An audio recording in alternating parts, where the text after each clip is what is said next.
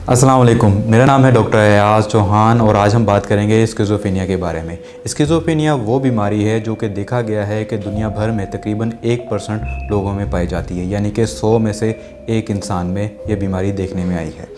ये बीमारी एक पेचीदा बीमारी तस्वुर की जाती है और इसकी मुख्तलिफ़ अलामात और इसकी शिद्दत मुख्तलिफ़ मरीज़ों में मुख्तलिफ़ होती है।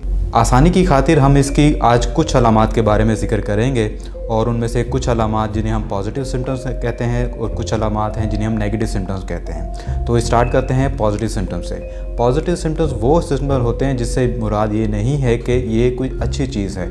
ये सिम्टम्स वो अलामात होती हैं जो कि आम तौर पर नॉर्मल इंसानों में नहीं होती और मरीज़ में ये अलामात पाई जाती हैं। जैसा कि एक पॉजिटिव टेस्ट जिस तरह टाइफाइड का या मलेरिया का टेस्ट आता है, इसका मतलब ये नहीं है कि ये अच्छी बात है, जबकि ये पॉजिटिव टेस्ट का मतलब है कि ये बीमारी का जरासीम इस खून में पाया जाता है। इसी तरह कुछ अलामात जो स्किज़ोफ्रेनिया के मरीज़ में पाई जाती हैं उन्हें हम पॉजिटिव सिम्टम्स कहते हैं। मिसाल के तौर पर एक सिम्टम है जिसे हम डिल्यूजन्स कहते हैं। डिल्यूजन्स वो वहम होते हैं, वो ख़यालात होते हैं जिनका हकीकत से कोई ताल्लुक़ नहीं होता, मरीज़ के जहन में ये ख़यालात बैठ जाते हैं। मिसाल के तौर पे मरीज़ को ऐसा लगने लगता है कि इर्द गिर्द के लोग, उसके घर वाले, उसके अज़ीज़ या उसके दोस्त इसके ख़िलाफ़ साजिश कर रहे हैं, उसे नुकसान पहुंचाना चाहते हैं और उसे माली तौर पर या जानी तौर पर ख़त्म करना चाहते हैं। एक और अलामात जिसमें इसी डिल्यूजन्स की कैटेगरी में आती है, मरीज़ को ऐसा लगता है कि इर्द गिर्द के लोग जो भी, अगर वो अजनबी भी हैं और वो कोई बात कर रहे हैं तो वो उसके बारे में बात की जा रही है। कोई टेलीविज़न पे कोई प्रोग्राम चल रहा है तो उसके अंदर जो ज़िक्र हो रहा है वो उसके मुतालिक हो रहा है।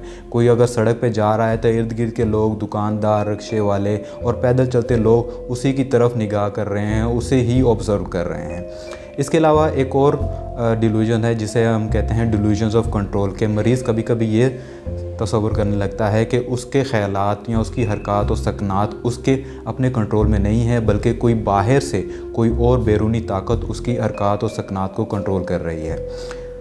अच्छा, ये हुई है डिल्यूजन्स के बारे में बात। अब हम बात करेंगे एक और इसकी अहम सिम्टम के बारे में जिसे हम कहते हैं हेलुसिनेशंस। हेलुसिनेशंस वो एहसासात होते हैं जिनका हकीकत से कोई ताल्लुक़ नहीं होता, लेकिन मरीज़ को ऐसा लगता है कि उसे वो चीज़ें दिखाई दे रही हैं या सुनाई दे रही हैं। मिसाल के तौर पर मरीज़ को ऐसी आवाज़ें सुनाई देंगी जो कि इर्द गिर्द के दूसरे लोगों को सुनाई नहीं देती, और वो आवाज़ें या तो मरीज़ से बात कर रही होंगी या वो आपस में बात कर रही होंगी, और मरीज़ कभी कभी उनको रिस्पॉन्ड भी करता है, यानी उनका जवाब भी देता है, और उसे हमें ऐसे लगता है कि मरीज़ ख़ुद से वो बात कर रहा है, जबकि वो उसे जो आवाज़ें सुनाई दे रही हैं जिन्हें हम हेलुसिनेशन कह रहे हैं वो उनका जवाब दे रहा होता है। इसी तरह कभी कभी मरीज़ को वो चीज़ें सुनाई देने के अलावा कभी दिखाई भी दे सकती हैं, और जिन्हें हम कहते हैं विजुअल हेलुसिनेशंस। कभी कभी मरीज़ों को ऐसी चीज़ें उसके जिस्म में छूती हुई महसूस होती हैं जबकि ऐसा कोई चीज़ जिस्म के ऊपर मौजूद नहीं होती। कभी कुछ मरीज़ों को ऐसी चीज़ें सूंघने में आती हैं, कोई बदबू जैसे कोई रबड़ जल रही है या कोई ऐसी बर्निंग हुई, कहीं से गैस वगैरह लीक हो रहा है, वो कोई ऐसी खुशबू भी आ सकती है, जबकि दूसरे लोग वहाँ पे मौजूद उन्हें ऐसी कोई बदबू वगैरह सुनाई नहीं दे रही होती। अच्छा, ये हुई बात हेलुसिनेशंस की। एक और अहम सिम्टम जिसमें देखने में आया है कि मरीज़ से जब आप बात करते हैं तो उसकी बात के अंदर वो रब्त नहीं रहता, ये वो बेरब्त सी बातें करता है। कभी वो एक बात कर रहा होता है तो अचानक वो उस चीज़ को छोड़कर किसी और के मुतालिक बात करना शुरू कर देता है, जबकि उन दो बातों के दरमियान कोई ताल्लुक़ नहीं होता। इसे हम कहते हैं डिसऑर्गेनाइज्ड स्पीच, यानी कि एक स्पीच के अंदर या बातचीत के अंदर एक मुतवातर एक सिलसिला पाया जाना चाहिए, जबकि वो मरीज़ के अंदर ये एबिलिटी नहीं रहती, और वो कभी एक बात कर रहा होता है तो कभी अचानक दूसरी बात की तरफ शिफ्ट हो जाता है। डिसऑर्गेनाइज्ड स्पीच के अलावा एक और सिम्टम है जिसे हम कहते हैं डिसऑर्गेनाइज्ड बिहेवियर। डिसऑर्गेनाइज्ड बिहेवियर से मुराद है कभी कभी मरीज़ ऐसे अमल करने शुरू कर देता है जिसके हवाले से आम तौर पर लोग उसे अजीब जानते हैं। मिसाल के तौर पर मरीज़ अगर गर्मी का मौसम है तो उसने ऐसे कपड़े पहने होंगे जो कि सर्दियों के लिए मौजू हों, और कभी कभी मरीज़ बिला वजह बैठे बैठे हंसना शुरू कर देता है। अच्छा, ये तो है पॉजिटिव सिम्टम्स। अब हम बात करेंगे नेगेटिव सिम्टम्स के बारे में। नेगेटिव सिम्टम्स से मुराद वो सिम्टम्स हैं जो कि एक नॉर्मल इंसान में होने चाहिए, लेकिन मरीज़ में ये चीज़ें नहीं होती। मिसाल के तौर पर एक नॉर्मल इंसान जब अपने स्कूल में जाता है या कॉलेज जाता है या अपने जॉब पर जाता है, अपने कोलीग्स के साथ बातचीत करता है, अपने क्लास फेलो के साथ बातचीत करता है, या जॉब अगर करते हैं तो जॉब में कोलीग्स के साथ या इवन घर वालों में के साथ या मेहमानों के साथ बातचीत कम कर देते हैं। वो बहुत ही अपने अल्फाज को बहुत ही कम इस्तेमाल करेंगे या इवन लोगों के साथ इंटरेक्शन भी कम कर देते हैं। इसे हम कहते हैं एलोजिया।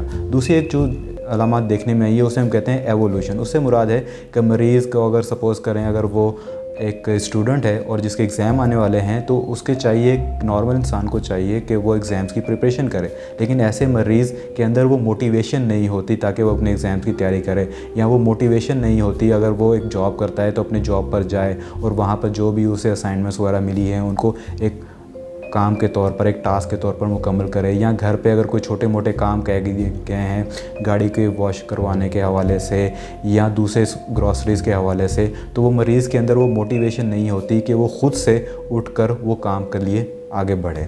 नेगेटिव सिम्टम्स के अलावा एक और सिम्टम्स हैं जिन्हें हम कहते हैं कॉग्निटिव सिम्टम्स। ये सिम्टम्स डायग्नोसिस के हवाले से तो इतने अहम नहीं हैं, लेकिन इनकी मैनेजमेंट या ट्रीटमेंट के हवाले से बहुत ज़्यादा अहमियत है। मिसाल के तौर पर देखा गया है कि कुछ मरीज़ लर्निंग के हवाले से, मेमोरी के हवाले से या चीज़ों को अंडरस्टैंड करने के हवाले से उतने अच्छे नहीं होते, और इसकी वजह यह है कि उनके कॉग्निटिव फंक्शन उस तरह काम नहीं कर रहे होते जिस तरह एक नॉर्मल इंसान के करने चाहिए।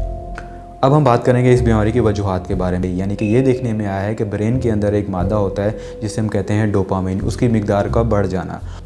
अब हम बात करेंगे इसके ट्रीटमेंट के हवाले से। इसके ट्रीटमेंट में दो चीज़ें अहम है, एक है हम जिसे कहते हैं अद्वियात यानी कि मेडिसिन से इलाज, दूसरे हम कहते हैं साइकोथेरेपी। ये नहीं जानते कि इन्हें कोई ऐसी बीमारी लाहक है जिसका इलाज होना चाहिए। वो मरीज़ ये समझता है कि वो बिल्कुल ठीक है, बल्कि इर्द गिर्द के लोगों को ये गलत फहमी है कि उसे किसी इलाज की या किसी ट्रीटमेंट की या किसी डॉक्टर को दिखाने की ज़रूरत है। इसके साथ साथ ये अद्वियात जो हैं इसीलिए डेपो या फिर ड्रॉप फॉर्म में अवेलेबल हैं। ट्रीटमेंट का दूसरा हिस्सा है जिसे हम कहते हैं साइकोथेरेपी। जैसा कि मैंने पहले जिक्र किया था, नेगेटिव सिम्टम्स और कॉग्निटिव सिम्टम्स की वजह से मरीज़ मोटिवेटेड नहीं होता, लोगों से बातचीत नहीं कर रहा होता है, तो साइकोथेरेपी में हम सोशल स्किल्स की ट्रेनिंग देते हैं जिससे मरीज़ को ये सिखाया जाता है कि कैसे वो लोगों से दोबारा बातचीत को शुरू कर सके और अपनी रूटीन के जो काम है उन्हें कैसे दोबारा रिज्यूम कर सके। अब तक के लिए इतना ही। इस बीमारी के बारे में मज़ीद जानने के लिए विज़िट करते रहें हमारा पेज, क्योंकि हम इस बीमारी की मज़ीद डिटेल में सिम्टम्स के बारे में डिस्कस करते रहेंगे। तब तक के लिए इजाज़त दीजिए। Thank you.